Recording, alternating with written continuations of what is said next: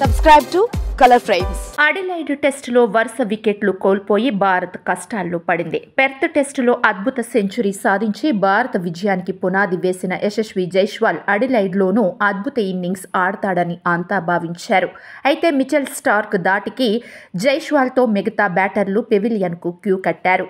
Stark తొలి బంతికి యశస్విని పెవిలియన్కు పంపాడు. దీంతో యశస్వి గోల్డెన్ డక్తో వెనుదిరిగాడు. అనంతరం గిల్తో కలిసి కేఎల్ రాహుల్ ఇన్నింగ్స్ను చక్కదిద్దే ప్రయత్నం చేశాడు.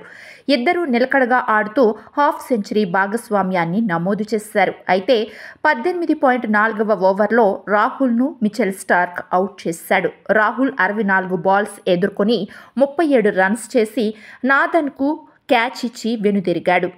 ఇక భారీ అంచనాలతో మైదానంలో అడుగుపెట్టిన కింగ్ కోహ్లీ 7 రన్స్ చేసి స్టార్క్ బౌలింగ్లోనే వికెట్ సమర్పించుకున్నాడు. గత మ్యాచ్లో సెంచరీ చేసి టచ్లోకి వచ్చిన కోహ్లీ స్వల్ప స్కోర్కే అవుట్ అవ్వడం ఫ్యాన్స్ జీర్ణించుకోలేకపోతున్నారు. ఎందుకంటే అడిలైడ్ పిచ్పై కోహ్లీకి ఘనమైన రికార్డులు ఉన్నాయి.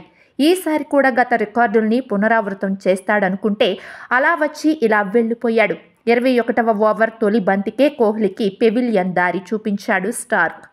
ఆఫ్ స్టంప్ వెలుపల లెంగ్త్ బంతిని వేయగా బంతి బౌన్స్తో కోహ్లీ బ్యాట్కు తగిలి స్లిప్కు వెళ్ళింది. అక్కడ కాచుకొని ఉన్న స్టీవ్ స్మిత్ క్యాచ్ అందుకున్నాడు. ఇలా టాప్ ఆర్డర్ పూర్తిగా ఆస్ట్రేలియన్ బౌలర్లకు దాసోహం కావడంతో ఇప్పుడు జట్టు బాధ్యత తీసుకునేది ఎవరనుకునే లోపే కెప్టెన్ రోహిత్ పంత్ కూడా వికెట్లు కోల్పోయారు.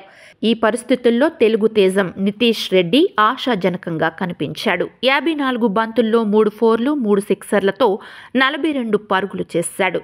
అయితే స్టార్క్ నితీష్ను కట్టడి చేశాడు. అశ్విన్ 22 పరుగులు చేయగా సిరాజ్ 4 కొట్టి నాటౌట్గా నిలిచాడు. ఫలితంగా టీమిండియా 180 పరుగులు చేసింది. వీడియో మీకు నచ్చినట్లయితే ప్లీజ్ లైక్ చేయండి, షేర్ చేయండి, కామెంట్ చేయండి.